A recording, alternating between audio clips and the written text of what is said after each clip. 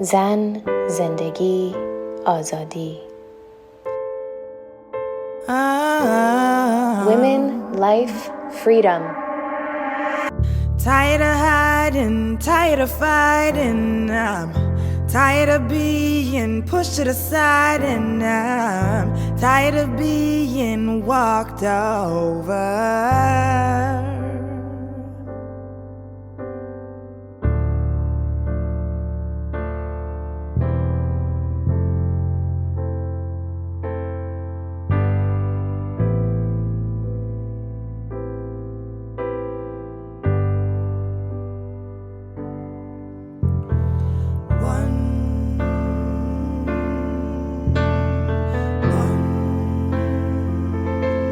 All that they see is one of us.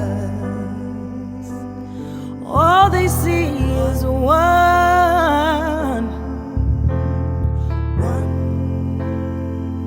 Oh, all they see is one of us.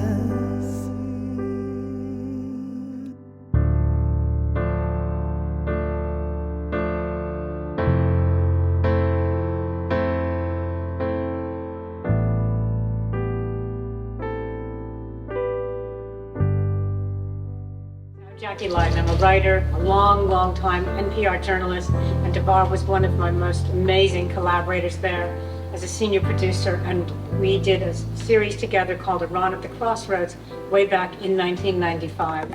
Testing, 1, 2, 3, 4, 5, 6. Testing. I remember thinking as I took out my microphone back in 1995 that no one would talk to me on tape, that no one would be brave enough to question the revolution of 1979, which so many women and Iranian students had helped bring about. We were hiking just past the country's infamous political prison, Evin, which is incongruously set in a beautiful valley. Culturally, I feel sort of alienated from these people. Maybe it's because I've been outside the country for too long. I think a lot of people feel like I do because of what's happening. Is it especially hard for women? Especially harder for women, yes. Because the way we are treated, the way they behave towards us, it's aggravating. And I'm not a professional person. Just think if I were a professional and working with men and the way they would behave towards you. And they don't look at you at all. I just again want to reiterate, thank you so much for coming. We want to support not just the women in the streets today, but the generations upon whom they stand. Because one of the things you will learn, if you don't know, is that Iran does have an absolutely incredible history of female writers and poets, thinkers, many of whom worked in obscurity. We all know Anonymous was a woman. That's true in Iran, too. It wasn't just secular intellectuals who were participating in politics. I met Azam Talagani in 1997. She was the daughter of a prominent Ayatollah, and she wanted to run for president. She was 58 and ran a settlement house for poor women. She said she knew that the ruling of the Council of Guardians would never choose her, a woman, but she decided she wanted to run anyway. She speaks here through an interpreter. Let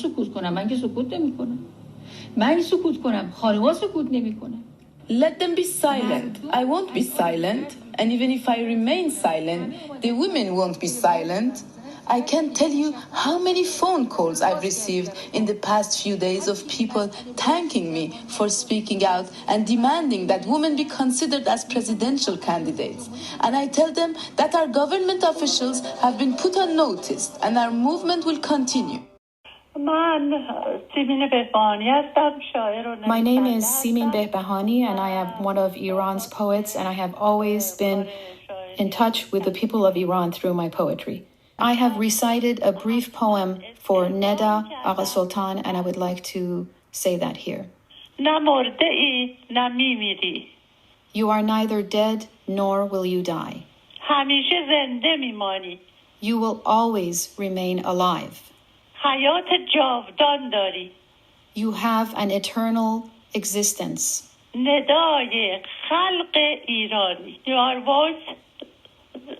are voice of the You are the voice of the people of Iran.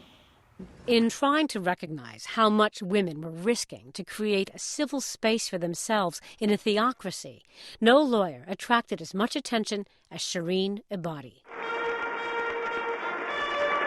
I call upon the Nobel Peace Prize laureate for 2003, Shirin Ebadi, to come forward to receive the gold medal and the diploma. Shirin Ebadi, a human rights lawyer, was given the Nobel Peace Prize in 2003. I'd met her, too, on that first trip. In Oslo, she talked not just about women's rights, but Iran's ancient tradition of human rights. I am an Iranian, a descendant of Cyrus the Great, the very emperor who proclaimed at the pinnacle of power 2,500 years ago that he would not reign over the people if he did not wish it, and promised not to force any person to change his religion or faith, and guaranteed freedom for all. It was a big psychological win for the women of Iran. So there's no shame, really, about being completely hypocritical. There's no shame. I mean, my 11-year-old daughter already knows that there are certain things that she talks about in school and certain things that she talks about at home, you know. And this is what is so frightening, you know, because how can you have a self? How can you create? How can you imagine? How can you have an active culture if you're constantly hiding what you are? You lose yourself.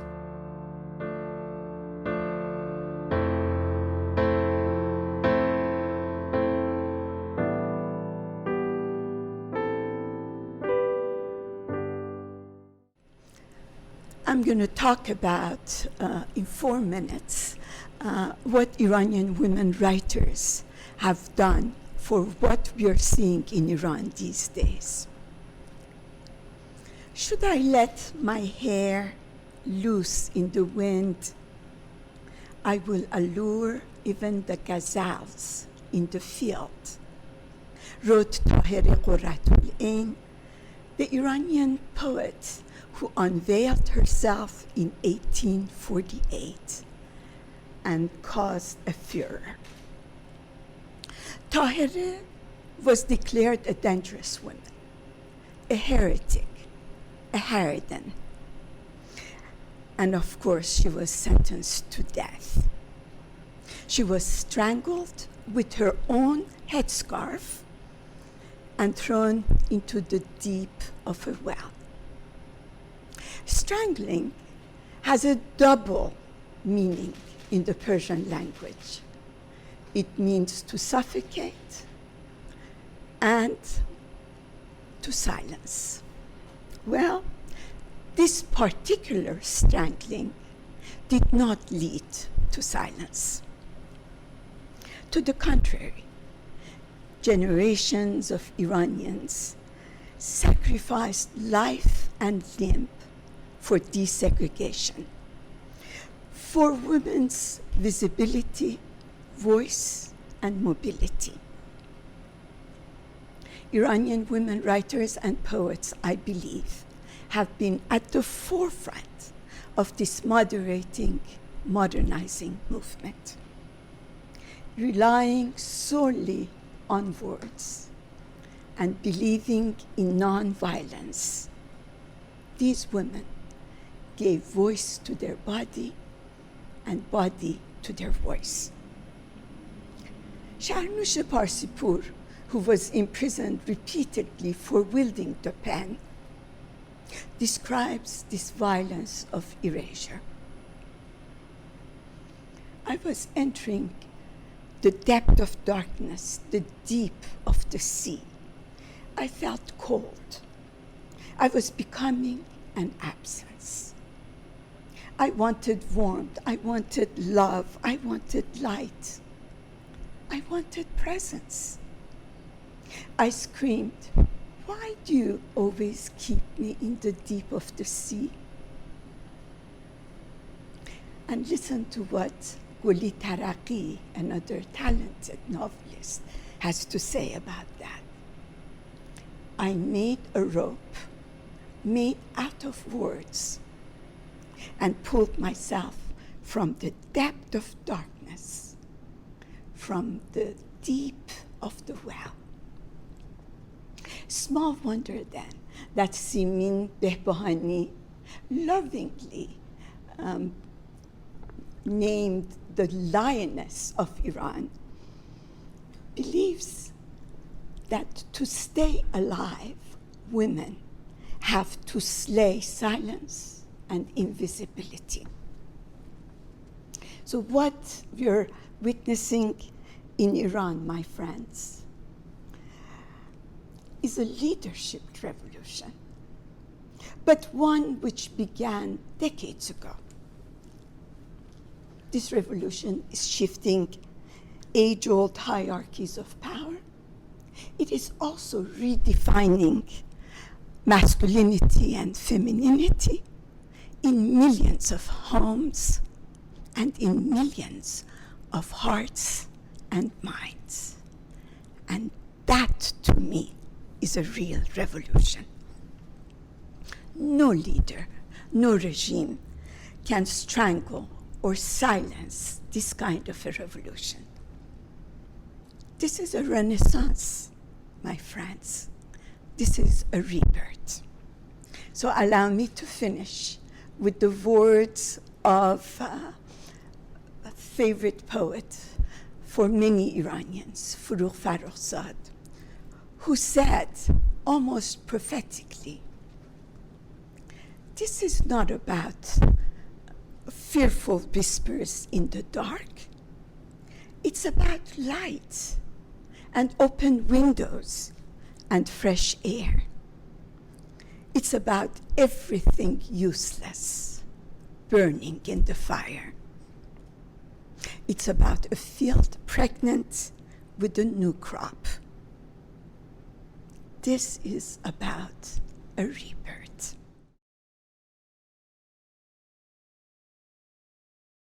I'm going to be reading a poem by Shahin Farahani, who lived from 1864 to 1919.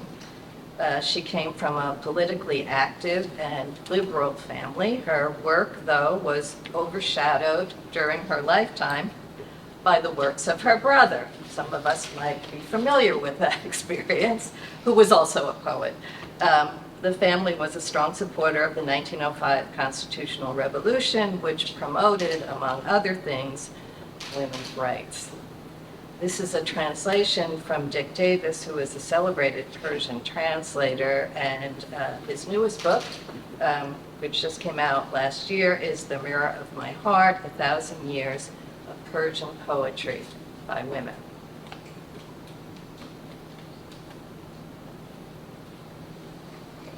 My greetings to you now, women who are concerned for our country, women bewildered by all that they have learned of our country. Our country's sinking in a whirlpool, and it's only by the ship of learning that salvation can be earned for our country. And if our country's daughters seek out knowledge, they will be its mothers with the wisdom that they've learned for our country. Woman's the soul, and man the body of our country. With soul and body linked, new life will have returned to our country. See that our daughters raise into the sky Moses' white hand, and may a miracle in this way be confirmed for our country. And may the knotty problems that beset our country be undone by their nimble fingertips concerned for our country.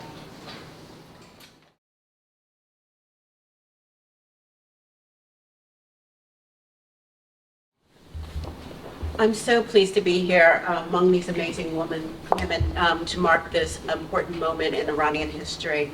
And I'm going to read a poem by the poet who's known as Tahirih, and she was, as you heard, executed in 1852 after 4 years of captivity for her ostensibly heretical beliefs.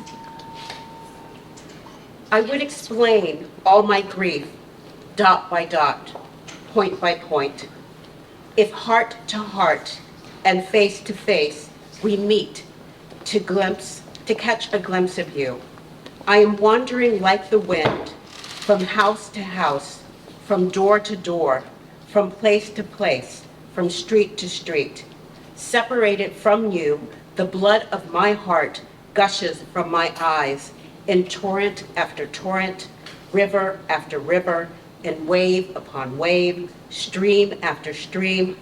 This afflicted heart of mine has woven your love to the stuff of my life, strand by strand, thread by thread. Read one of my poems. Actually, I wrote it exactly before one of my beloved friends, poet, film maker, killed by the Islamic regime last year. Sorry. It's okay. So I wrote it after they killed the Baktash Optin. If you search it in Google, he was a really great filmmaker. تو به مردگانی که در من زیست میکنند شک نمیکنی.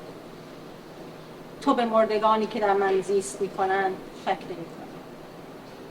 در من زنی مرده است با پستانهای خشکیده، سری تاس، پاهایی که سرمها را جواب کردند. در من زنی بلند قامت خفته است که صدایش از تالار بزرگی میپیچد میان کوچه های کاهگلی. در من زنی مرده است با آن دکولته گلدار سفید، موهای مشکی گیسباف و چشمانی درشت که میان من و کودکی ایستاده است. در من زنی ماجراجو خفته است که ناخن‌هایش را هر شب در استکان آب لیمو می‌خواباند، موهای مجعدش را اتو می‌کشد و از سراشیبی جلفا به روی برف سر می‌خورد و عاشق می‌شود. آری، در من زنانی عاشق خفتند که تو به هیچ کدامشان شک نمی‌کنی. I feel quite overwhelmed to be here and to be reading Simin Behbahani's poem.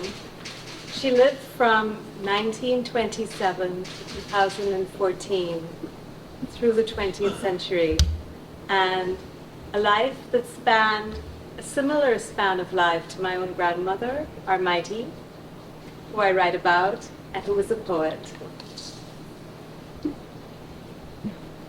I picked Simin Behbahani's poem Gypsy-esque because it is a conversation, in my mind, with American poet Audre Lorde, who said, "So it is better to speak, remembering we were never meant to survive."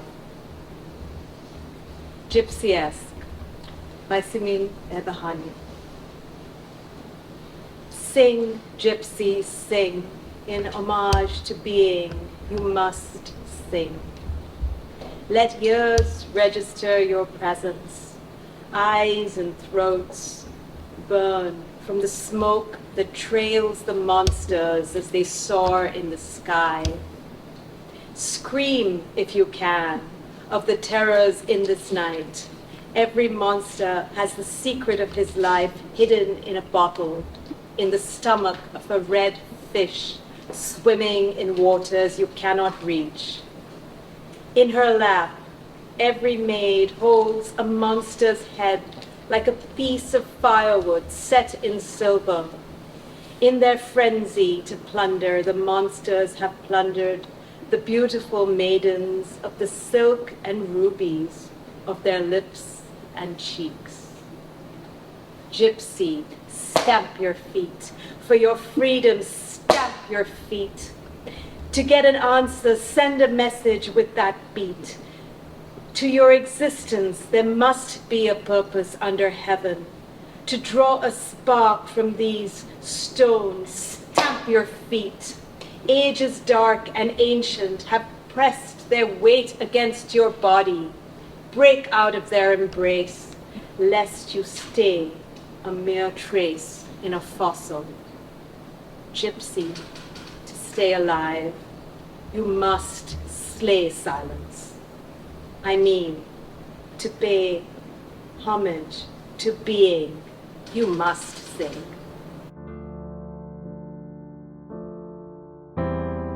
There's an energy in this room, and I hope that even after this event is done, we take that energy back and we fuel it and we continue to use that passion and that fire that started right here.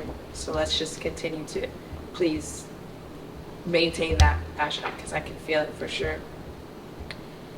I would like to read the lyrics to the song that Davar has mentioned, and I hope that we can all just maybe close our eyes and just picture these being the message for whatever cause that we ourselves are fighting inside and that we are fighting together. Zan, Zendegi, Azadi, women, life, freedom. Tired of hiding, tired of fighting. I'm tired of being pushed to the side, and I'm tired of being walked over. One. All that they see is one of us. One. All they see is one. One of us. I'm just tired. Tired of waiting, tired of hate, and I'm tired of not being able to celebrate who I am and where I'm heading. Because all they see is one. All they see is one of us. One. All they see is one. So we march and we pray and we fight every day. We be all and still not enough. So we love and we grieve and we give and we receive, but we only ever are seen as just one.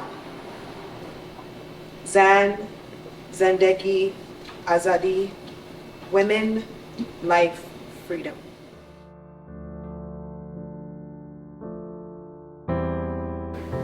یک پنجره برای من کافی است. یک پنجره به لحظه آگاهی و نگاه و سکوت.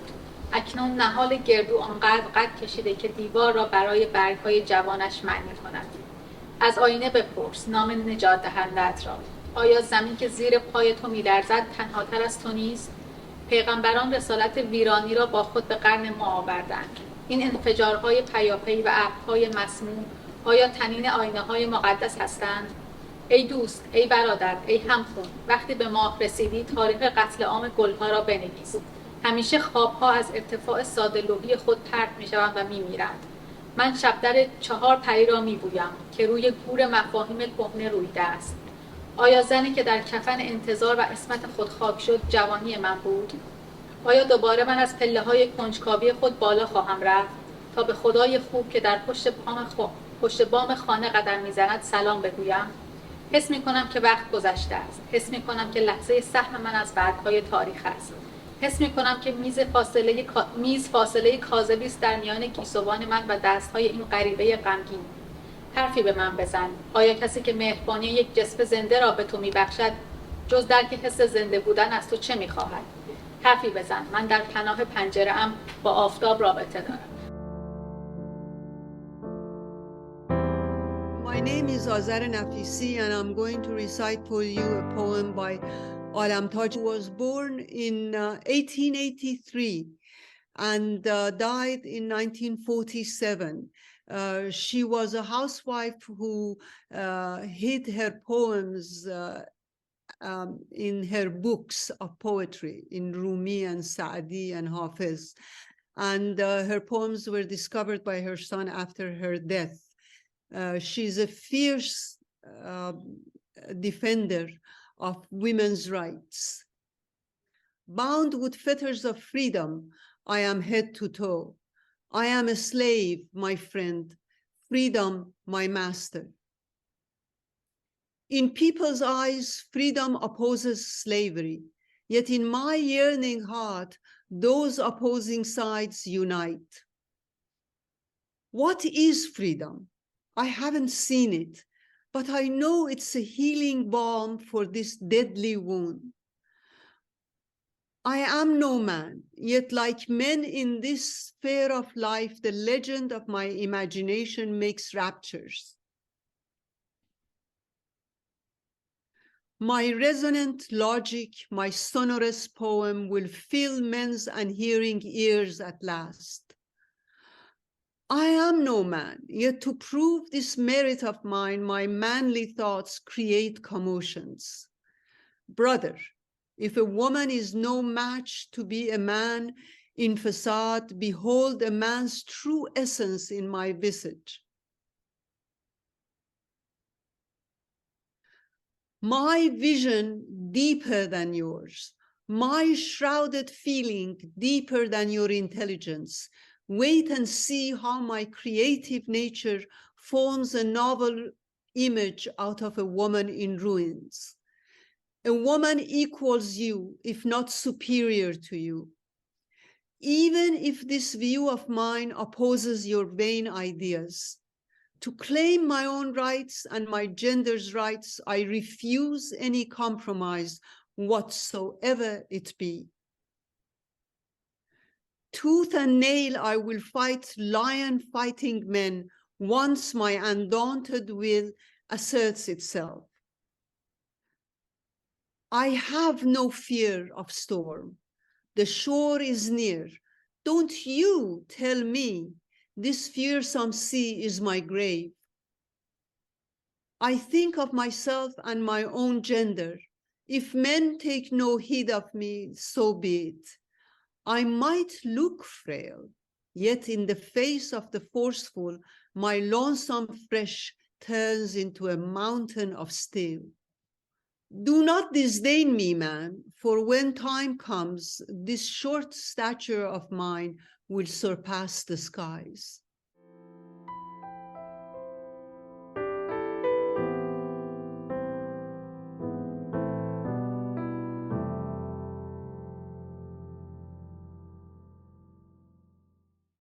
Mahnaz Afkhami, founding president of Women's Learning Partnership.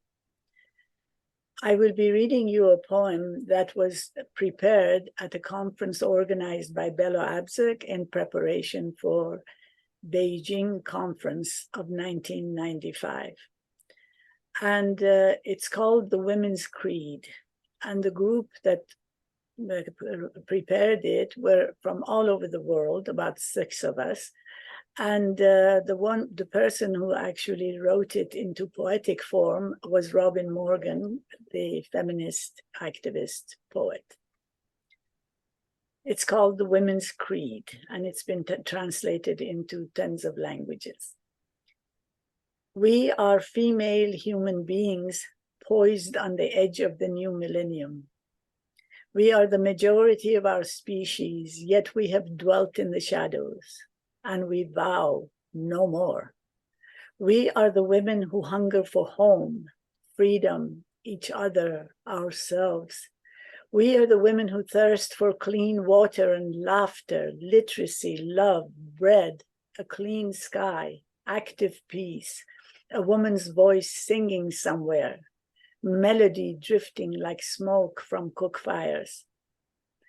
The army disbanded, the harvest abundant, the wound healed, the child wanted, the prisoner freed, the body's integrity honored, the labor equal, fair, valued.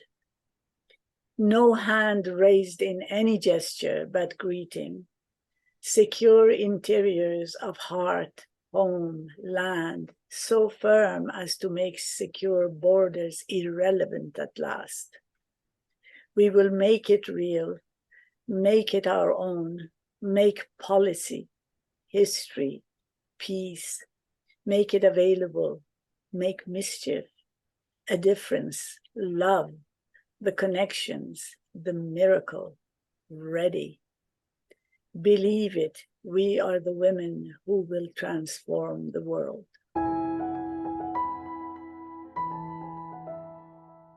Hey Google, talk to Lale Knowledge Lake. Salam alaikum. What can I help you with? Tell me a story from your childhood.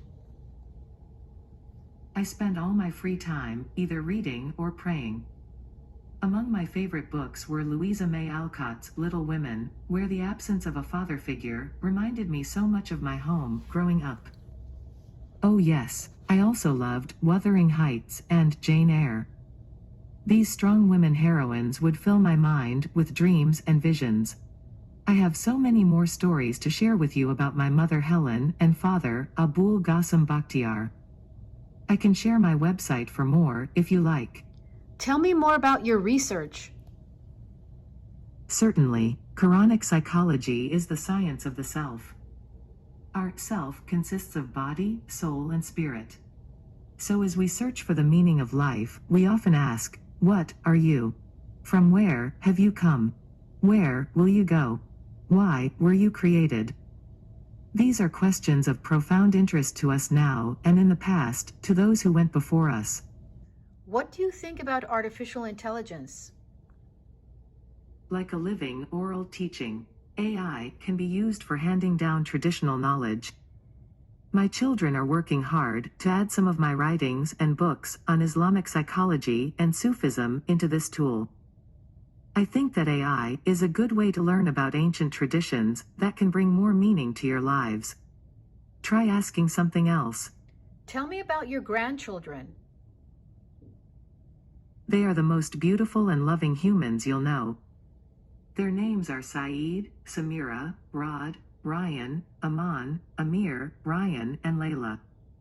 They are entrepreneurs and actors.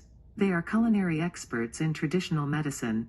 They are students, technologists, and digital policymakers. Do you want to see some of our family stories on my website? Yes. I have sent you my website via email. Try asking something else. Thank you, Lale.